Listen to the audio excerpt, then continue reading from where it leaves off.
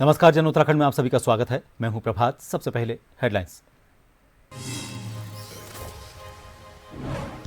गुजरात के वडोदरा में सरदार गाथा कार्यक्रम, रक्षा मंत्री राजनाथ सिंह और सीएम पुष्कर सिंह धामी हुए शामिल। कहा, पटेल आधुनिक भारत के निर्माता।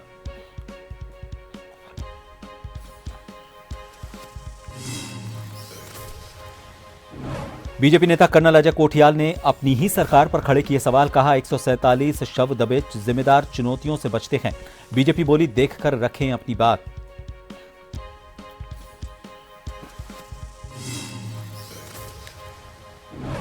हल्द्वानी के बनभूरपुरा इलाके में रेलवे अतिक्रमण का मामला, सुप्रीम कोर्ट ने 9 दिसंबर 2025 को सुनवाई दी थी तारीख।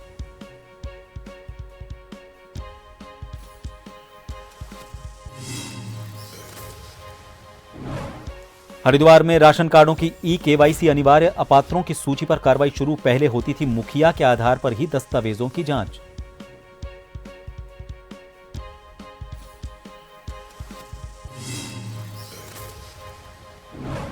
महिला कर्मचारियों की सुरक्षा के लिए केंद्र सरकार ने नाइट शिफ्ट के नियम किए सख्त। लिखित सहमति, सुरक्षित पिक एंड ड्रॉप, रोशन कार्यस्थल, सीसीटीवी कवरेज अनिवार्य।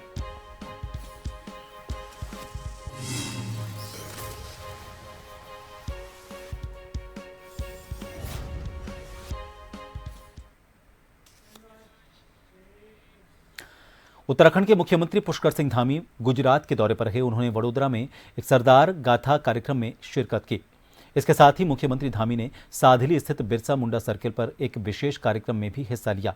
सीएम के इस दौरे को दोनों राज्यों के बीच सांस्कृतिक और विकासात्मक सहयोग को मजबूत करने की दिशा में महत्वपूर्ण माना जा रहा है। कार्यक्रम में रक्षा मंत्री राजनाथ सिंह भी मौजूद रहे।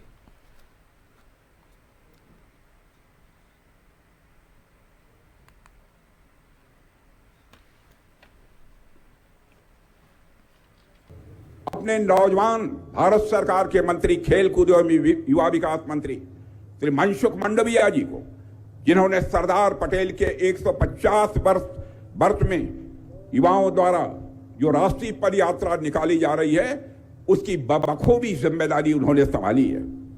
और जैसा मैं देख पा रहा हूं मेरे बहनों भाइयों कि यह आयोजन काफी सफल साबित हुआ है। आपको शायद जानकारी नहीं होगी, आपके राष्ट्रीय पद यात्रा की चर्चा केवल गुजरात की सीमाओं तक ही सीमित नहीं है, बल्कि हिंदुस्तान के कोने कोने में हो रही है। बहनों भाइयों, यह कोई सामान्य बात नहीं है। देश ने उन्हें आदरपूर्वक सरदार की उपाधि से सम्मानित किया। उन्होंने अपने बैरिस्टर का प्रतिष्ठित बैरियर और व्यक्तिगत सुख सुविधाएं त्याग कर जीवन राष्ट्र सेवा के लिए समर्पित किया था। भाइयों बहनों, आजादी के बाद जिस प्रकार से उन्होंने देश की 562 से भी अधिक रियासतों को भारत में विलय किया, सच में वो बहुत बड़ा महान कार्य था। विस्तृत एवं एकीकृत भारत के निर्माण में देश के पहले उप प्रधानमंत्री और गृह मंत्री के रूप में सरदार पटेल की दूरदर्शिता और कूटनीति की अमर गाथा युगों युगों तक अमर रहेगी। उत्तराखंड के मुख्य सचिव आनंद वर्धन ने चंपावत जिला सभागार में जिले की सभी प्रमुख विकास योजनाओं, जनपदीय नवाचार, मुख्यमंत्री घोषणाओं, केंद्र राज्य व्यय तथा जनपदीय श्रेष्ठ प्रथाओं की व्यापक समीक्षा की। उन्होंने विभागवार कामों की प्रगति के बारे में विस्तृत जानकारी ली और अधिकारियों को योजनाओं को समयबद्ध और गुणवत्तापूर्ण रूप से पूरा करने के निर्देश दिए। बैठक में मुख्य सचिव ने गोलजू कॉरिडोर, कृषि महाविद्यालय, इसके अलावा पैरामेडिकल कॉलेज, छमनिया स्पोर्ट्स महाविद्यालय, यूयूएसडीए पेयजल योजना, एनएच स्वाला सुधार योजना और अन्य पर चर्चा की। बैठक में पूर्व मुख्य सचिव ने कलेक्ट्रेट परिसर में लगे विभागीय स्टॉल्स का निरीक्षण किया।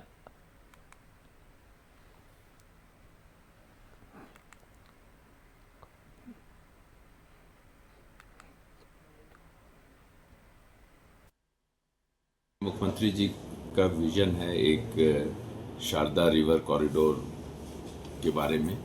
उसकी कल इंस्पेक्शन किया गया ग्राउंड पे, और जो विभिन्न विभाग और एजेंसी उसमें काम कर रही है उनके साथ विस्तृत विचार विमर्श भी किया गया। और शारदा कॉरिडोर के कई प्रोजेक्ट्स जो हैं काफ़ी एडवांस स्टेज में हैं, और हम आशा करते हैं कि शीघ्र ही अगले 8-10 दिन में उनके स्वीकृति के आदेश भी हो जाएंगे। मैं तो ये कोशिश करूँगा कि जो जो परियोजनाएँ प्रस्तावित हैं या जहाँ पे कार्य होना है उसको हम जल्दी से एक्सपेडाइट कराएं, जिससे कि जो काम होने हैं वो जल्दी से जल्दी धरातल पे हो। चंपावत में दौरे पर पहुंचे मुख्य सचिव आनंद वर्धन ने सशस्त्र सेना झंडा दिवस पर वीर सैनिकों को नमन किया। जिला सभागार में भूतपूर्व सैनिकों से भेंट कर उन्होंने फ्लैग लगाया और armed force flag day fund की महत्ता के बारे में जानकारी ली। कार्यक्रम में उन्होंने नागरिकों से सैनिकों और उनके परिवारों की सहायता की अपील की। इस मौके पर कराटे खिलाड़ियों अनामिका बिष्ट, अभिषेक कुंवर, भावना अधिकारी और अन्य खिलाड़ियों को उत्कृष्ट प्रदर्शन के लिए सम्मानित किया गया। समारोह में उत्साहपूर्ण माहौल रहा।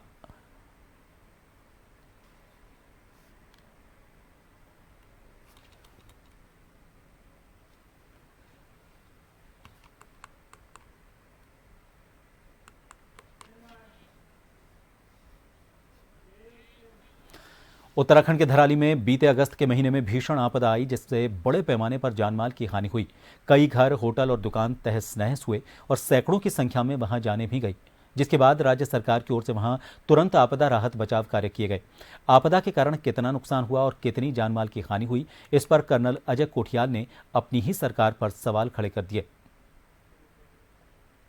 अगस्त को आए धराली डिजास्टर के बाद 147 लोग दबे हुए हैं अंदर। हम ये नहीं कह सकते आज की तारीख में हम नहीं निकाल सकते। और मैं इकलौता आदमी हूँ जो वो आ रहा है ना वीडियो में, सीटियां बज रही हैं, मैं उसके ऊपर गया हूँ और मैं 3 दिन वहां पैदल रह करके 17,500 फीट पे मैं इकलौता ऊपर से नीचे आया हूँ।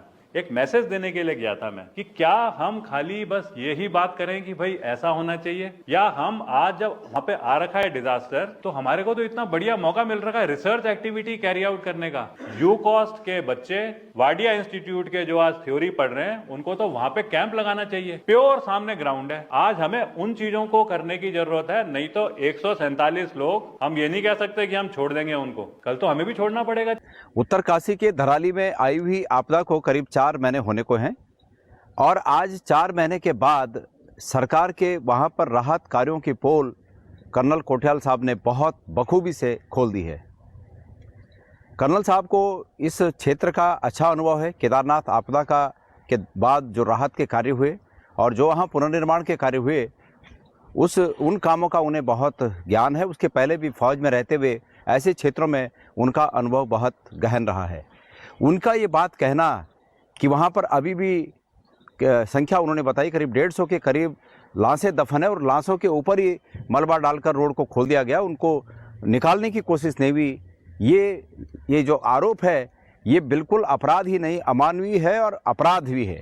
जिसको ये कहना चाहिए, प्रमुख विपक्षी दल है और हमारी ओर से अगर कोई बात जाएगी तो कांग्रेस निश्चित तौर पर उसको लपके भी है और उस पर बोलेगी भी। अगर राहत कार्य में कहीं कोई ढिलाई हुई है और कोई इस तरह के तथ्य सामने आते हैं तो कांग्रेस को बोलना ही चाहिए। ये विपक्षी दल होते के नाते अपनी जिम्मेदारी निभानी चाहिए और अपनी जिम्मेदारी निभा रहे हैं, उसको मैं गलत नहीं कह सकता।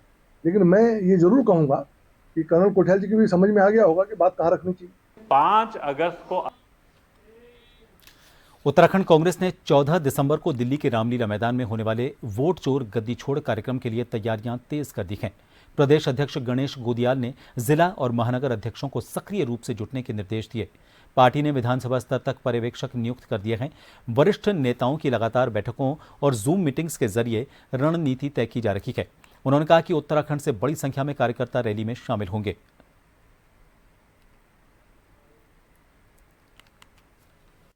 आयोजन के लिए 14 तारीख दिसंबर को जो दिल्ली के रामलीला मैदान में कांग्रेस पार्टी का वोट चोर गद्दी छोड़ जो आयोजन है, उसके लिए पूरे प्रदेश भर में जोरों से तैयारियां चल रही हैं।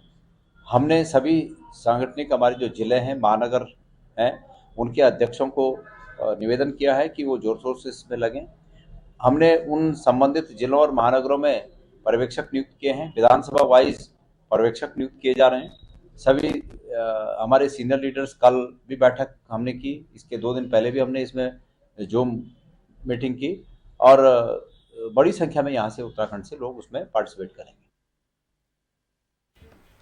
कांग्रेस नेतृत्व परिवर्तन के बाद हाईकमान ने पार्टी को आक्रामक चुनावी तैयारी के निर्देश दिए हैं। इसी पर भाजपा विधायक विनोद चमोली ने कहा कि कांग्रेस अपनी रणनीति से चुनाव लड़ेगी और भाजपा अपनी। उन्होंने कहा कि भाजपा हर दिन चुनाव की तरह काम करती है। आने वाला समय और चुनाव ही तय करेगा कि जनता किसके साथ है।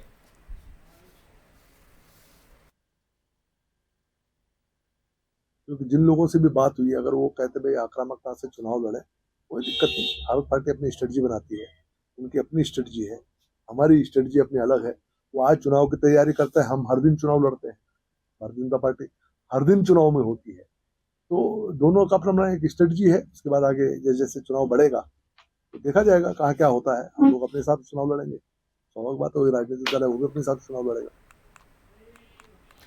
हल्द्वानी में भाजपा किसान मोर्चा के प्रदेश अध्यक्ष महेंद्र सिंह नेगी ने प्रेस वार्ता करते हुए गन्ना किसानों का समर्थन मूल्य बढ़ाने पर मुख्यमंत्री धामी का आभार जताया। नेगी ने कहा कि किसान मोर्चा लगातार गांवों में जाकर किसानों की समस्याएं सुन रहा है और सरकार तक पहुंचा रहा है। उन्होंने बताया कि जल्द जिला और मंडल स्तर पर किसान मोर्चा का गठन किया जाएगा, जिसमें खेती से जुड़े कार्यकर्ताओं को प्राथमिकता दी जाएगी।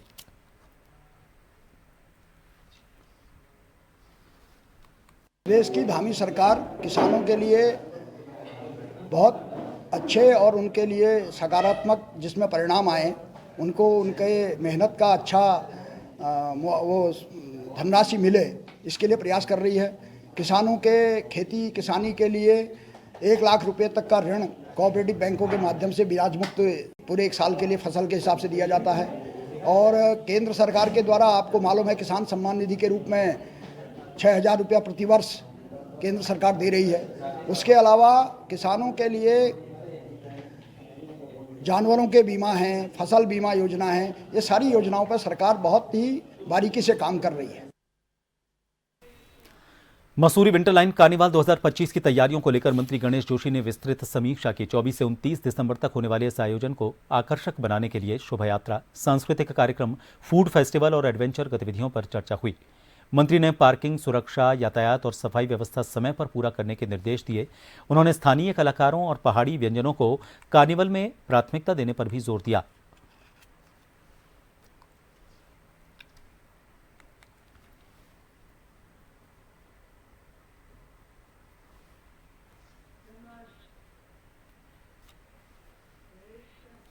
केंद्र सरकार ने महिला श्रमिकों की सुरक्षा को ध्यान में रखते हुए नाइट शिफ्ट के नियम और सख्त कर दिए हैं। उप मुख्य श्रम आयुक्त केंद्रीय शुभ्रा त्यागी गोयल के अनुसार किसी भी महिला कर्मचारी को नाइट शिफ्ट में लगाने से पहले उसकी लिखित सहमति लेना अनिवार्य होगा। नियोक्ता को सुरक्षित पिक एंड ड्रॉप सुविधा देना, कार्यस्थल को पूरी तरह रोशन रखना और पूरे परिसर में सीसीटीवी कवरेज सुनिश्चित करना जरूरी होगा। ये व्यवस्था महिलाओं को सुरक्षित कार्य वातावरण देने के उद्देश्य से लागू की गई है।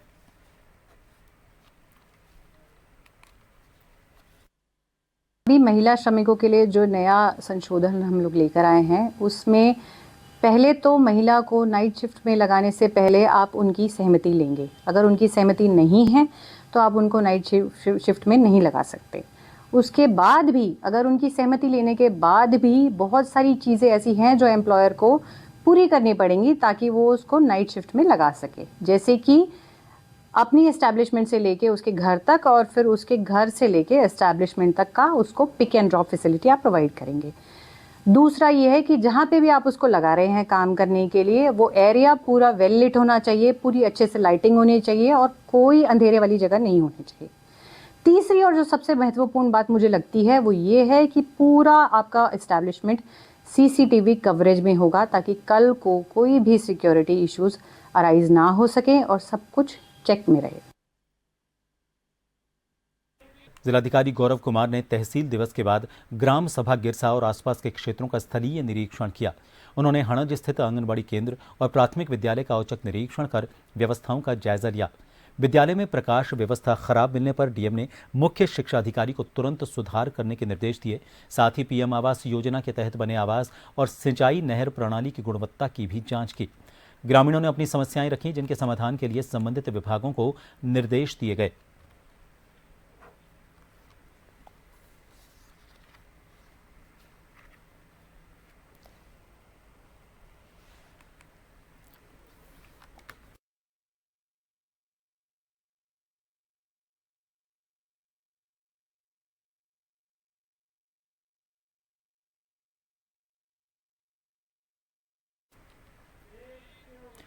उत्तराखंड हाईकोर्ट में बागेश्वर जिले के कांड तहसील समेत कई गांवों में अवैध खड़िया खनन से आई दरारों के मामले में आज सुनवाई होनी थी। मुख्य न्यायाधीश जी नरेंद्र और न्यायमूर्ति सुभाष उपाध्याय खंडपीठ के समक्ष मामले की सुनवाई होनी थी।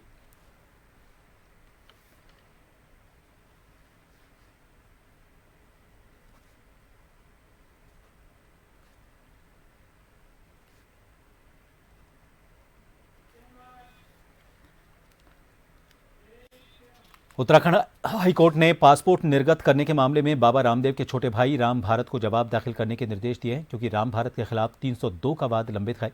दूसरे पक्ष का कहना है कि उन्हें एडीजी हरिद्वार से अनुमति लेनी पड़ेगी। 2019 की एक अधिसूचना विदेश मंत्रालय की तरफ से जारी हुई थी कि अगर किसी मामले में किसी व्यक्ति के खिलाफ कोई वाद लंबित है तो उस व्यक्ति को संबंधित कोर्ट से आज्ञा लेनी अनिवार्य होगी।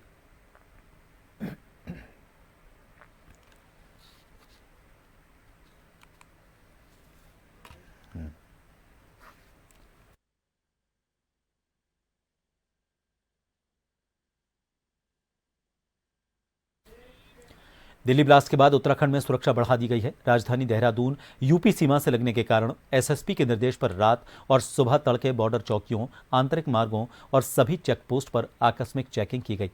पुलिस ने 1800 से ज्यादा वाहनों की जांच और 3300 से ज्यादा लोगों से पूछताछ की। संदिग्ध व्यक्तियों की पहचान, दस्तावेजों का सत्यापन और वाहनों की तलाशी की कार्रवाई भी की गई।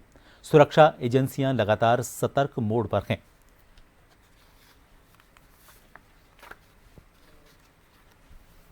दिल्ली की घटना के उपरांत जो है उत्तराखंड में भी हाई अलर्ट के लिए निर्देश प्राप्त हुए थे। खासकर राजधानी देहरादून में जिस तरह के सामरिक महत्व के प्रतिष्ठान है और अंतर्राज्यीय जनपदों से जुड़ा हुआ है और साथ ही साथ इसमें यहाँ देखा है टूरिस्ट भी काफ़ी संख्या में यहाँ पर आते हैं। इसको देखते आकस्मिक रूप से जो निर्देश प्राप्त हुए उसमें विभिन्न क्षेत्राधिकारी के नेतृत्व में 1.5 से 2 घंटे आकस्मिक रूप से विभिन्न स्थानों पर समय बदल के चेकिंग की जाती, चाहे वो देर रात्रि हो चाहे प्रातः हो। और इसमें पूरा ख्याल रखा जाता है कि जो हमारे हैंडल डिटेक्टर हैं, कोई चीज़ चेक करनी, हमें वाहन चेक करना है, उनके सामान को चेक करना है, तो पूरी थॉरोली चेक किया जाए। साथ ही साथ जब ये चेकिंग हो, खासकर अंतर राज्य जो हमारे चेक पोस्ट है।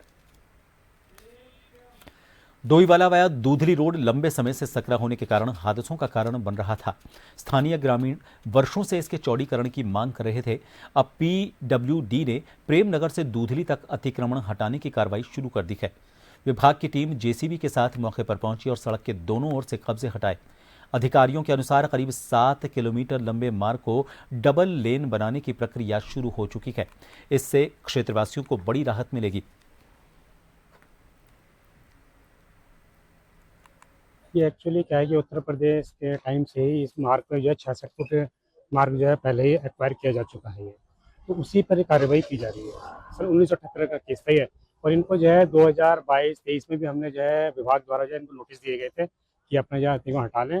और अब इस पर जो है 6.3 किलोमीटर करीब जो है इसका चौड़ीकरण का जो है हमारा जो शासन में जा रखा था एस्टिमेट वो स्वीकृत हो गया। उसका टेंडर भी जो है लगा दिया गया है, मतलब बॉन्ड की जो है कार्रवाई की जा रही है। तो उसी में जो है इस पर तुरंत जो है अतिक्रमण की कार्रवाई हटाई जा रही है, जिससे कि कार्य मार्ग का जो चौड़ीकरण किया जा सके। प्रेमनगर बाजार से लेकर के लगभग जो दूधली पड़ते हैं वहाँ तक, उससे आगे तो हमारा जो है 7 मीटर चौड़ाई में डबल लेन जो है हो रखा है। इसको भी हम जो है डबल लेन करेंगे सर। हरिद्वार में एसएसपी के निर्देश पर स्कूली वाहनों की सघन चेकिंग का अभियान चलाया गया। एसपी क्राइम जितेंद्र मेहरा के नेतृत्व में बसों और वैन की फिटनेस, कागजात और सुरक्षा सुविधाओं की बारीकी से जांच हुई। चालकों को सीट बेल्ट, गति नियंत्रण और मोबाइल उपयोग न करने की सख्त हिदायत दी गई। बच्चों को सड़क सुरक्षा और आपात स्थिति में अपनाए जाने वाले उपाय भी समझाए गए।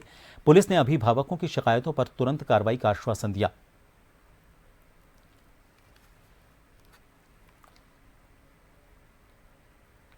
पुलिस मुख्यालय के निर्देशानुसार वरिष्ठ पुलिस अधीक्षक महोदय हरिद्वार के नेतृत्व में ये एक अभियान चलाया जा रहा है, जिसमें लगातार सघन चेकिंग की जा रही है। इसी क्रम में स्कूली बस और बाकी सभी वाहनों को सभी को चेक किया जा रहा है, जिनके कागजात भी चेक किए जा रहे हैं, वाहन की फिटनेस और वो रूल का पालन कितना कर रहे हैं। इसके साथ साथ सीट बेल्ट लगाते हैं या नहीं लगाते हैं, मोबाइल फ़ोन का प्रयोग कर रहे हैं या नहीं कर रहे, इस सब की भी चेकिंग की जाती है।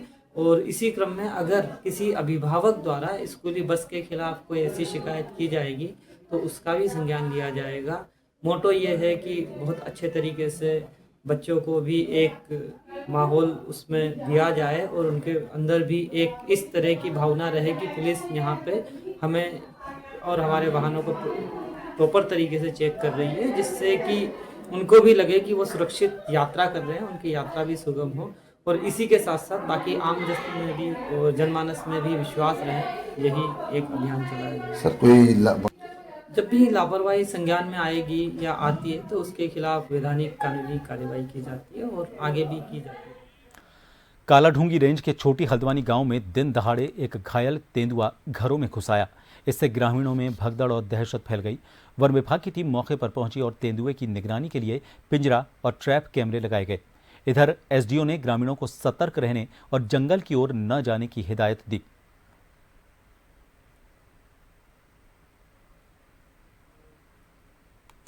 वन विभाग की पूरी टीम मौके पे पहुंच चुकी है और वन विभाग की टीम द्वारा जो बाघ है उसको रेस्क्यू करने की पूरी कार्रवाई की जा रही है। वन विभाग की पूरी कोशिश रहेगी कि कोई भी यहाँ पे मानव जीव संघर्ष ना हो और हम सिचुएशन को अच्छी तरह से टैकल कर रहे हैं। और आज एक गुलदार को देखा गया है और यहाँ पे एक हमारे चचा हैं, उनके मकान के अंदर एक गुलदार घायल स्थिति में था और उसके बाद फिर हमने वन विभाग को फ़ोन किया। फिर उसके माध्यम से उनकी फोर्स पूरी आई हुई है और वन विभाग उसमें अपनी।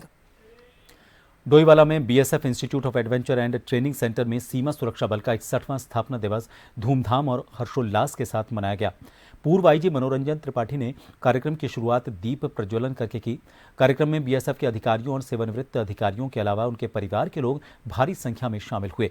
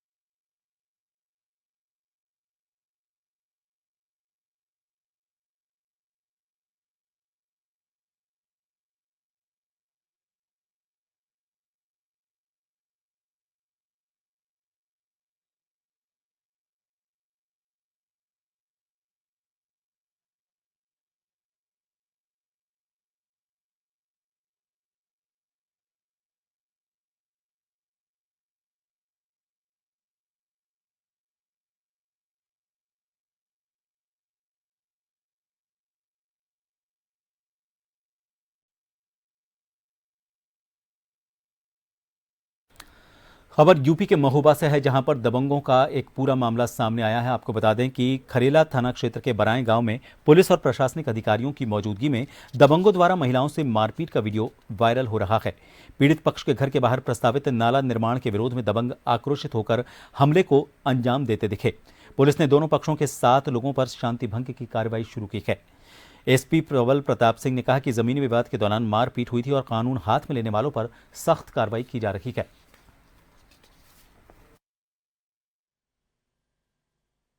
एक ज़मीनी विवाद में ये थाना पुलिस नायब तहसीलदार जो है मौके पर गए थे।